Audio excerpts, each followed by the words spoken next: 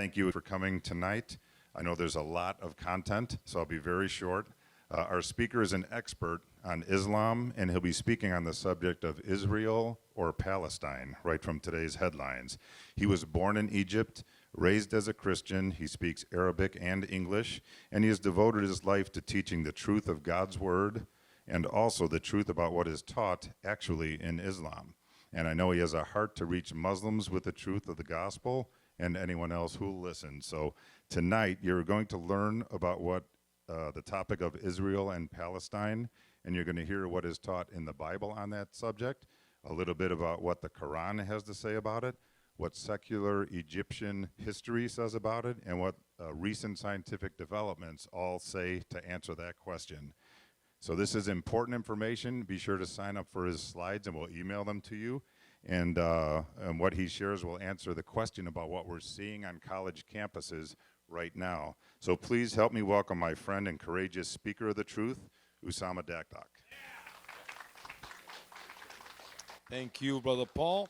It's good to be with you here tonight, and praise God for that wonderful opportunity to share the truth one more time. We just have recorded the entire presentation, me and Brother Paul, on VCY Channel 30 yesterday, and we did 9 sessions of a half hour, so that's 4.5 hours. I will do my best to cover the same material in the next 2 hours. So think about it. 9.5 hours in 2.5 hours, or 2:15, whatever. We'll see what the Lord is going to do. All right. First of all, I'd like to introduce our ministry to you, the Straight Way of Grace Ministry, as you see on the screen here. Actually, that name of that ministry came out of these 2 verses. The first verse is from the Quran, as Muslims pray to Allah 17 times a day, asking Allah to guide them to the straight way.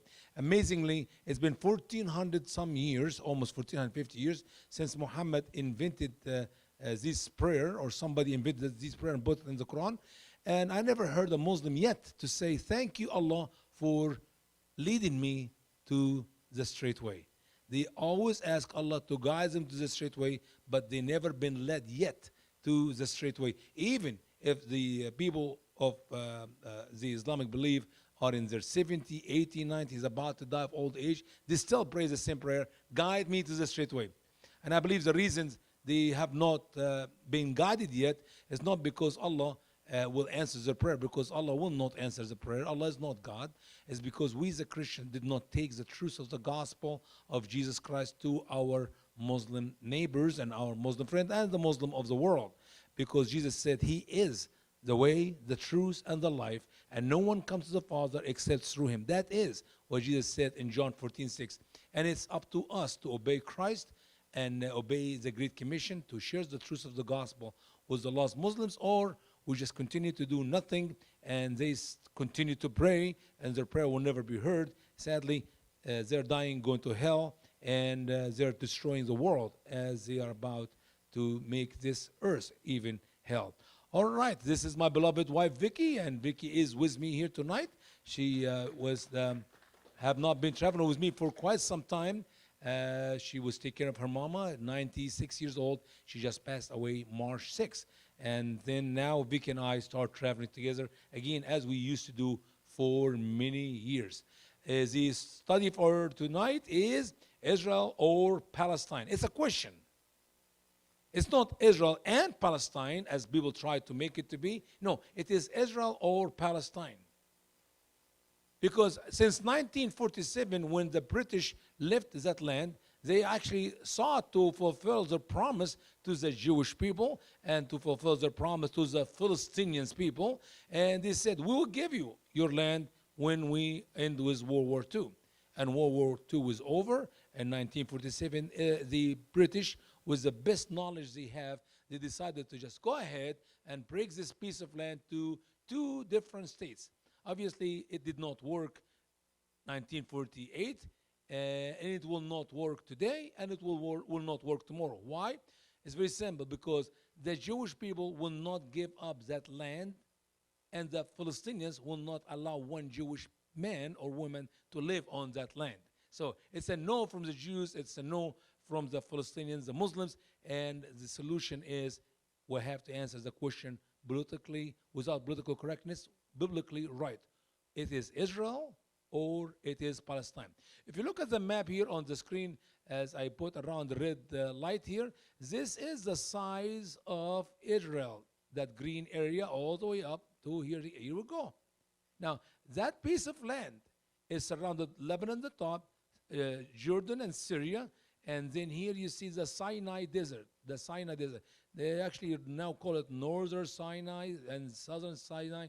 If you believe it or not, the size of Israel is smaller than the state of New Jersey. We know how big the state of New Jersey, but if you look at this piece of land below, which is surrounded by the Mediterranean Sea in the top, the Gulf of Suez on the left, the Gulf of Aqaba on the right, and here's the border between Egypt and Israel. That piece of land is called Sinai, and that Sinai is bigger than Israel. The Egyptian will not allow any of the Philistinians to go to that land. The Jordanian, the king of Jordan, said no, he will not allow any of the Palestinians to move to his land. And nobody in all the Muslim world, 57 Muslim countries, is interested to have any Palestinians in their land. But guess what? Who is welcoming the Palestinians now? It is America. They just passed a bill where we're going to bring Hamas to America in the hundreds of thousands. No kidding. This is what's coming. Sadly, because I don't think Biden and his people care about America, so they're bringing more fox for the poor chickens of this country. And I do not know where this will lead us to. But if you think it's bad right now, with the few Hamas we have in our colleges, add hundreds of thousands of them all over this country. They love America so much, they cannot wait to come here to America to shout death to America in our ears, not only overseas in the land of Israel. So, is it Israel or Palestine? That is a question. And I hope and I pray as we go through this presentation, we'll find out the answer. And the answer will be from the true history of the Bible, the true history of just a secular history, as Brother Paul said. How about what the Quran teach, and about the DNA? We're going to look at the DNA, what the DNA said about who should be living on that land. Now let's ask a question. How many times is the word Palestine is mentioned in the Quran? You may think it's a very important word. After all, Muhammad was a prophet. And we know that prophets have so much prophecy to tell, and prophet knows the future. As a matter of fact, if I ask the same question concerning the Bible, how many times the word Palestine is mentioned in the Bible, we'll see it. It's mentioned in the Old Testament. It was never mentioned in the New Testament. I'm going to tell you why later. But why did God mention that word in the Bible? Because God knows that there will be people who are called Palestinians in Arabic, Palestinian, Palestinians in English. They will be coming to that land.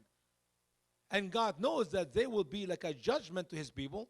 So there's prophecies written about the Palestinians before they went to the promised land. There's prophecy about the Palestinians why they're living in the promised land. And there's prophecy about the Palestinians when they will be annihilated from the promised land. All that is written in the Bible. But are we talking about the same Palestinians, the one who are right now causing so much chaos around the world and in Israel?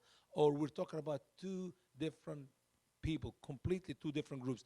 Original Palestinians have nothing to do with the Arab who are not Arab, who claim to be Palestinians, who are not Palestinians. So, anyway, so let's go back to our question. How many times the word Palestine is mentioned in the Quran? The answer is very simple. It's 0. How is that? Simply because neither Allah, nor Jibreel, nor Muhammad did have a clue that there would be something is called Palestine and it have something to do with Islam. The future of Islam, the end of time.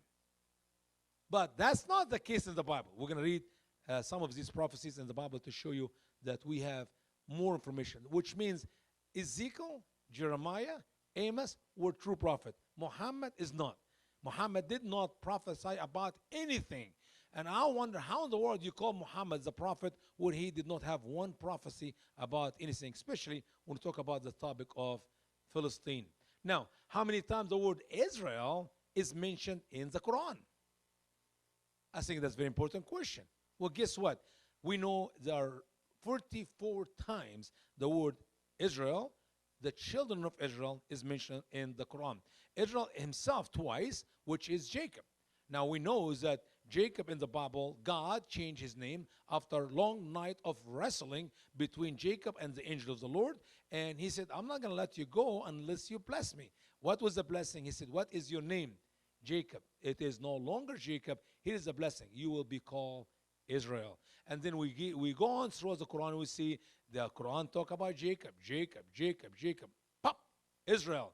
So the name of Jacob changed in the Quran to Israel. And we ask Muslims, not just a Muslim, genuine Muslim, I'm talking about Muslim scholars, why Allah changed the name of Jacob in the Quran from Jacob to Israel? They don't know. What's the answer? You need to go back to Genesis and read the wrestling between Jacob and the angel of the Lord.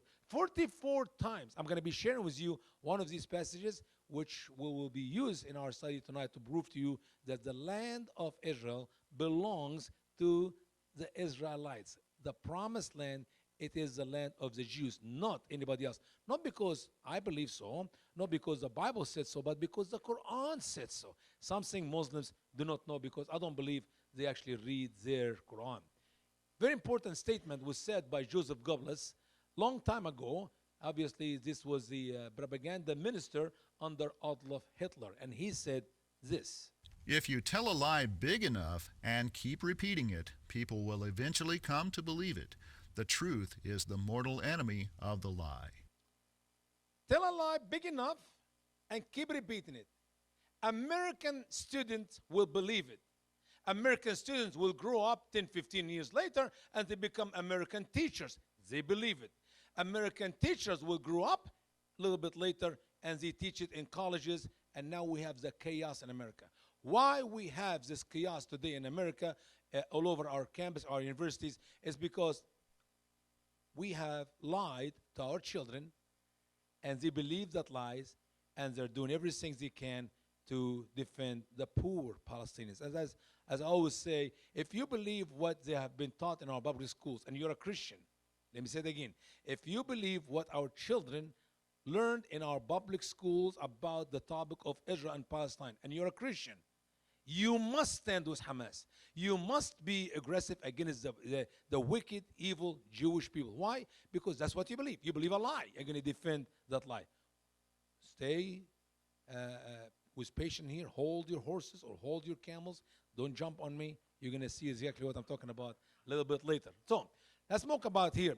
Now you have to understand, since 2002, 2003 until today, our teachers are teaching lies in our public schools. Why? Because these lies are written in the book. If it's in the book, they teach it thinking it's true. Who put these lies in the book? A bunch of Muslims. No kidding. Muslims have a great job in America since 2002, 2003. You're going to see the dates on the slides here coming up. Teaching lies to our children. And we trust these people. Because why Muslim will lie? I mean, I remember one time I want to speak in a school, and the people in the schools, they told me, well, we prefer to have Muslims to come to teach us about Islam, which is logic. If you want to learn about Judaism, you need to get yourself a good rabbi. If you want to learn about Christianity, get yourself a good Baptist preacher or a Catholic priest. If you want to learn about Islam, you get yourself a good Muslim imam. That makes sense. But what these people do not know is that these imams are professional liars. Because Islam teaches them it's okay to lie, to deceive the West, to make them believe in Islam to be what it is not. Because here's the truth. If the Imam come to us and tell us, here's what Allah said, here's what Muhammad said, here's what we believe, they will be all kicked out of this country. We will not have more Hamas coming to America in the next few days. No. Every Muslim will be kicked out of America.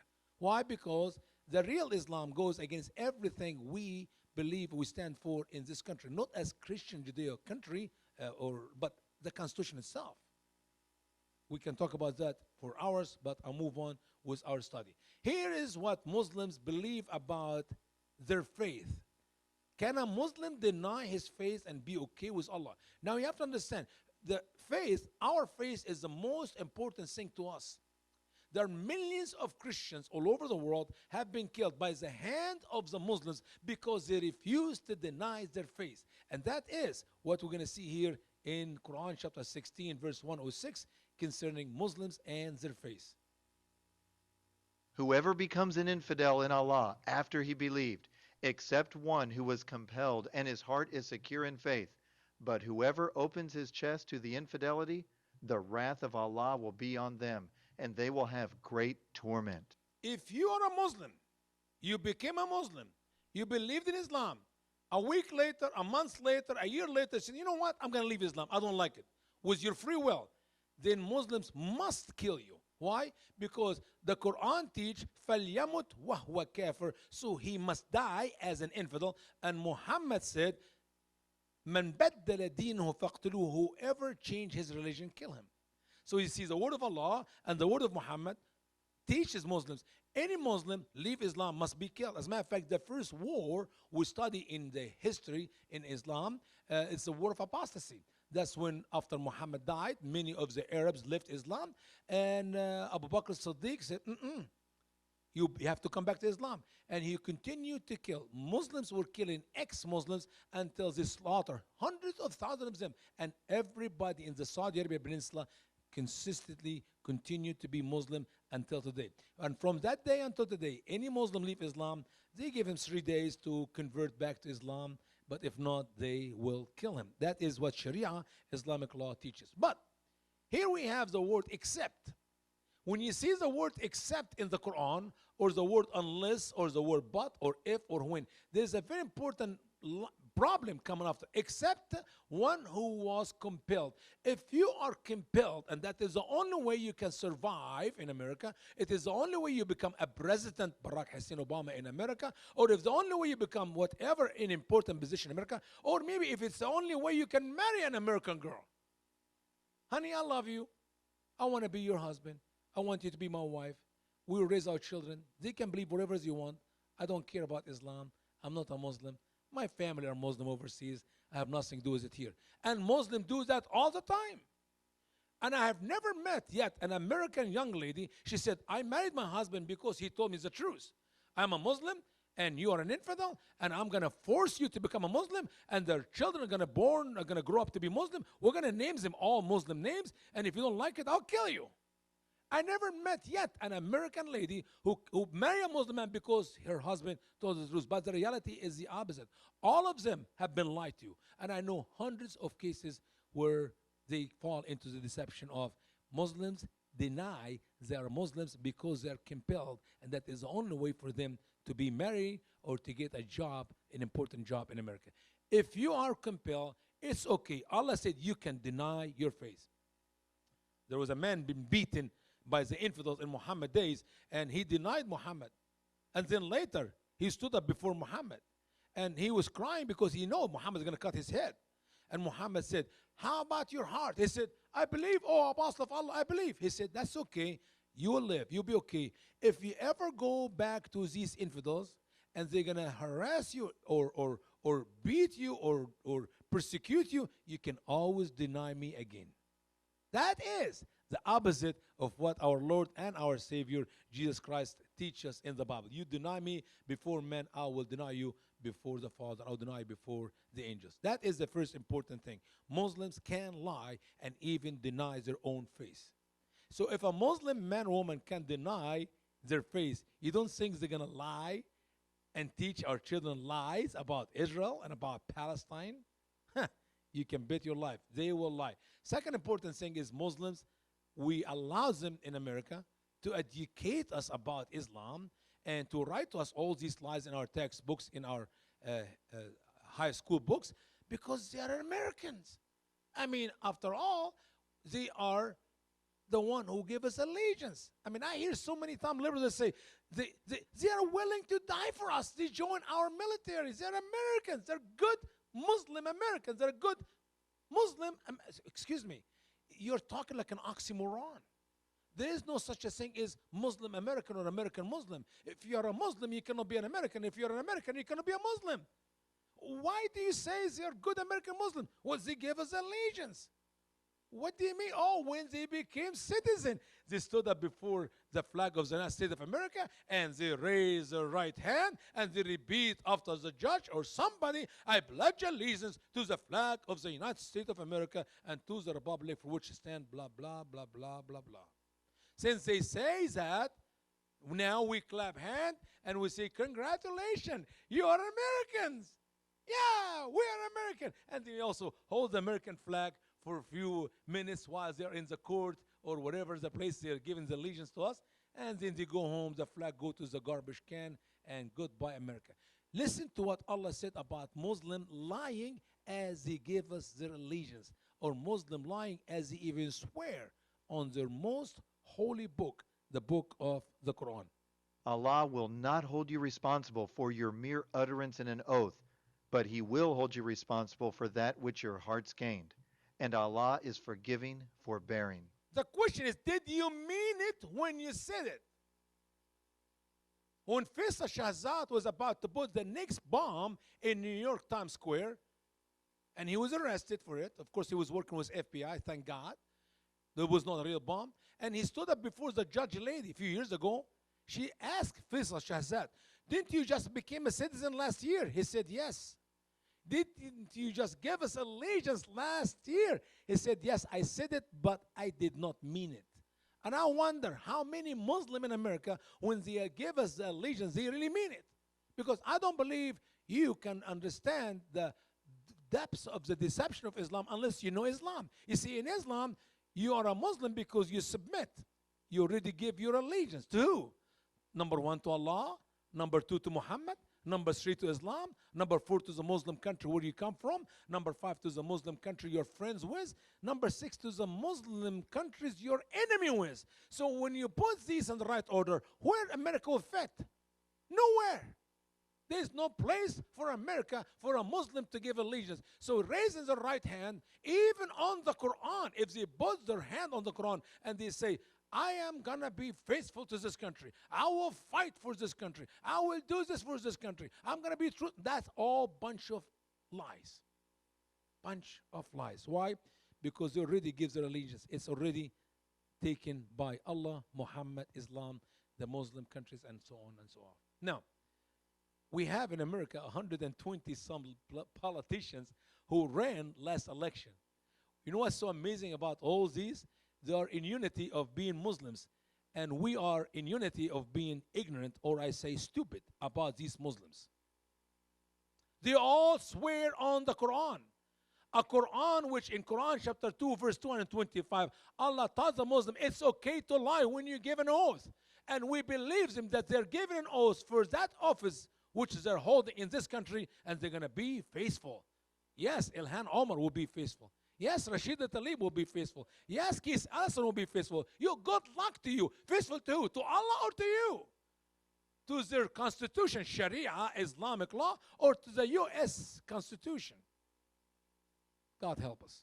God help us. Anyway, so here are the American Muslims who obviously are not American Muslims. They are Muslims, not Americans, because that is the reality of what it is to be a Muslim. They don't believe. I love how Linda Sarsour, we will never assimilate in this country. Dr. Sharifa, in the video we recorded yesterday, we don't believe in the melting pot. Wait a minute. I thought you are an American. And now we hear them in America. As I told you 20 some years ago, that they will come and the Muslims in America will be shouting death to America. We got videos to prove it. I'm not making this up. I got sound bites to prove it. 20 years ago, I said the Muslims of America would be shouting death to America here in America. And nobody believed me. Well, guess what? Just the last few weeks, now we got more and more Muslim imams in the mosque shouting death to America, and the people say death to America. They say it in Arabic. It sounds like that. Al-Mautu la-Amerika, Al-Mautu la-Amerika. And if they say it in the White House, Mr. Obama says, thank you so much, because he's so ignorant, does not know Arabic, knows that his people care about knowing what Muslims really believe about this country. They're shouting death to America, in America, and Mr. O'Biden will bring hundreds, thousands more of the same Hamas Muslims to America. God help us. If that's not a suicide work, I do not know what you call it. Let's talk about lies in general in Islam. Muslim will tell you it is not lawful. It is forbidden. It is haram to lie in Islam. Only in 3 cases we can lie. But besides that, we cannot lie. Listen to what Muhammad said in Sahih Muslim, Sahih Bukhari, every important, incredible sources. Muhammad said, it is lawful to lie in 3 cases. A man to his wife that she will be pleased with him, or at a time of war, because war is deception, or to make peace between people. Can you imagine that was me? Muslims do not believe it is right to lie, but they can only lie to their wives, to their enemies, and to their friends. Besides that, they don't lie. I never saw a Muslim in my life lie to his camel or to his cow or some other creatures. Israel or Palestine. Now, let us look at some of the lies, sadly, they taught our children in our public schools for many years. These are not made up stories, made up statements. I actually copied them from the textbooks. Each time you're going to see one of these slides, we're going to see a lie. You're going to see the name of the book, World History. You're going to read the name of the publisher, and these are top publisher in this country. These books actually exist in every high school in America, include your high school in this town. There are over 44, 45 books, I believe, where these lies has been taught. When I put that presentation together, that was 13, 14 years ago. Imagine with me, when I did this presentation 13 years ago, I started teaching lies in textbooks, and I thought, in 4 or 5 years, that presentation will die because it will be old. Now, it is more live today than ever when I did it 12 years ago. So, here's a textbook, by the way, on page 1017. So every time you're going to see one of these slides, you're going to also see the page where this material came from. So I'm not guessing the page. Well, it's somewhere in the book. It's in the middle of the book or in the end of it. No, I give you the page. So if somebody is watching this video and they think we're lying, why not just go to the high school, go to the school library, pick up that book, look at the page, and I promise you, it is on that page. The only thing I don't promise you, I don't know how bigger these lies became in the last few years, because all my lies is up to 2008, 2009. That's when I did the presentation. If I have time, if I have a couple months free, I can update you with the lies they added from 2008, 2009 until today. I promise you, you will have a heart attack. You'll not even watch the rest of my presentation. Here, what they say.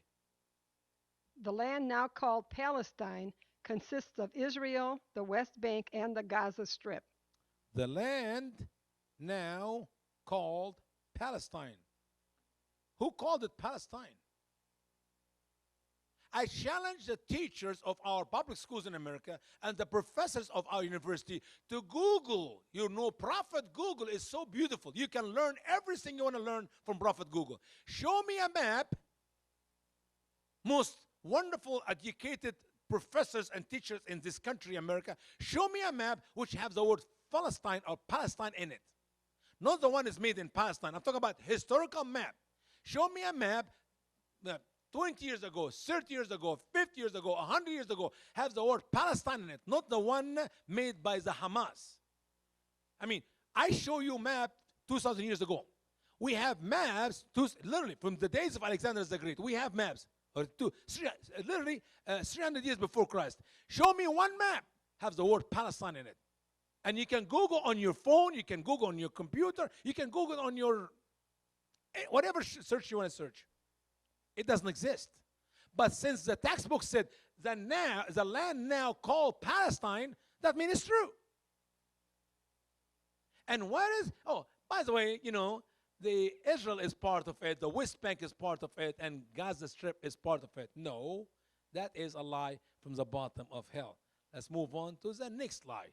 On page 384 of this textbook and this publisher, which published 2005, we read, In the 60s BC, the Roman Empire conquered the region, which they called Palestine.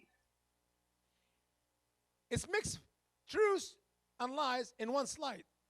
Yes, indeed. Anybody can search and do some study. You find the Romans conquered Israel 60 BC. But that's not what textbooks. They said what? In the 60 BC, the Roman Empire conquered the region. What is the name of the region? Why the textbooks will not tell me the Roman conquered Israel?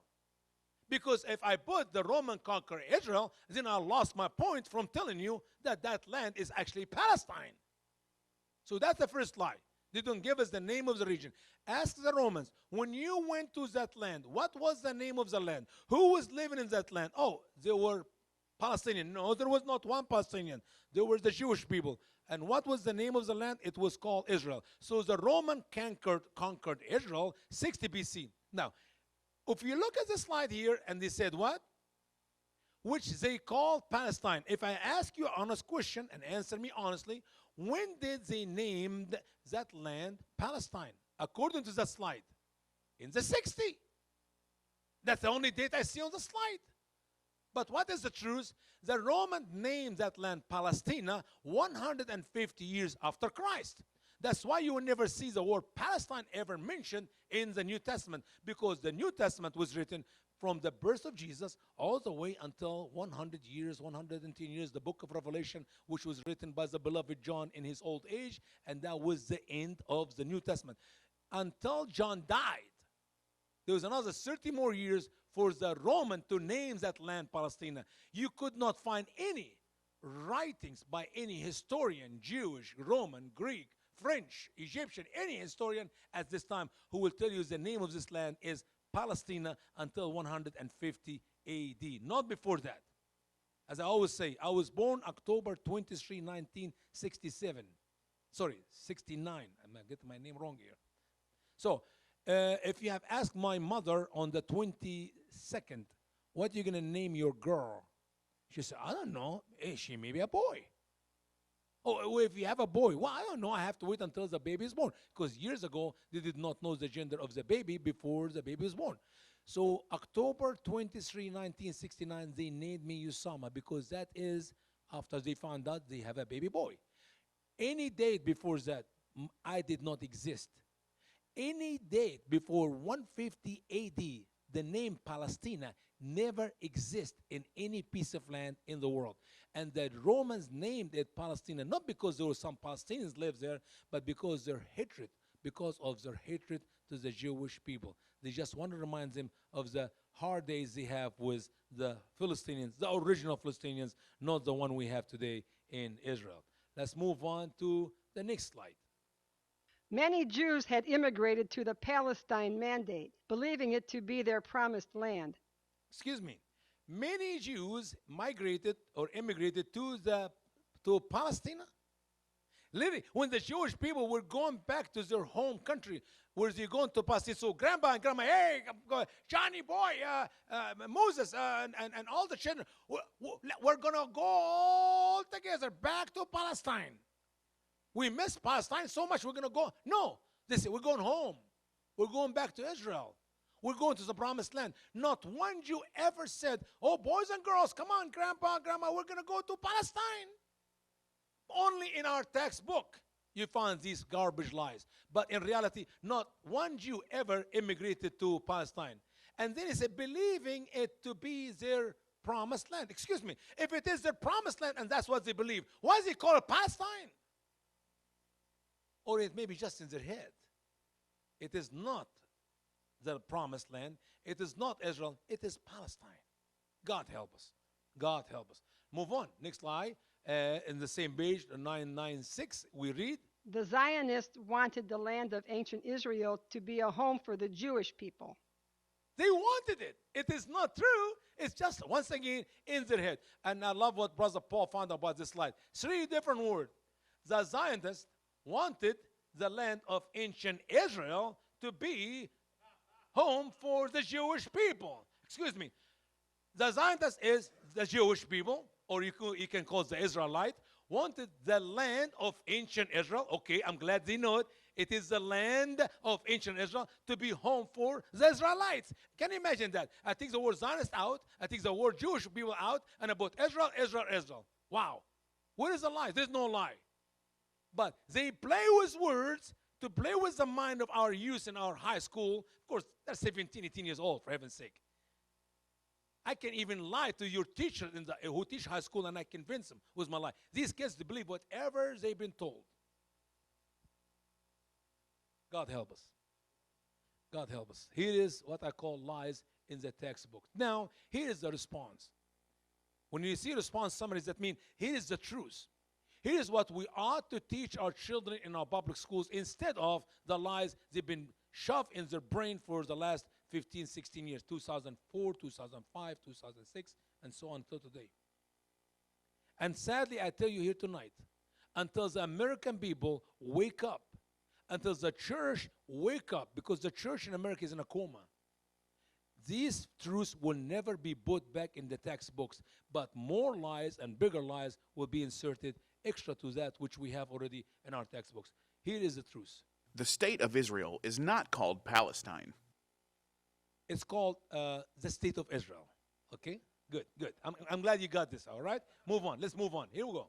The name Israel predates the Roman name of Palestina by over 1,200 years. That is a fact. We can prove this historically. If the teachers or the Muslims who write these lies to our children here in our public schools can give me any evidence, any proof, give me the source. Where do you come up with this information? Give me the source. Show it to me. You know what? You are right and I'm wrong. Forget about my Bible. Forget about the history of Egypt. Forget about the history of the history. We'll put your lies in. But the problem is they're put in pure lie, as they have zero evidence for it, and nobody is challenging them to remove these lies from our textbooks. The UN granted Israel sovereign nation status in 1947. The problem is the Palestinians did not like to take their half of the land. That's the problem. By the way, when England left that land and broke it to two states, the Jewish were happy with their half, and people start coming back to their home country and they live happy there. The Palestinians from that day until today are not happy. They will not take their half. Notice the same thing the British did in that land, they did it in another bigger land, much bigger land. It's called India and Pakistan. They broke it to two pieces, half for the Pakistani people, the country of Pakistan, and half for the Indian people, the country of India. Well, guess what? The Indian took their half, the Pakistani took their half, the Indian have been happy since then, and the Pakistani happy since then. So the Indian and Pakistani were happy because they just accept the offer. The Jewish people are happy, the Palestinians are not happy because, once again, the Palestinian wants the entire pie. They don't want to have half. And for them to get the entire pie, they have to kill the last Jew, as their Muhammad tells them they must do.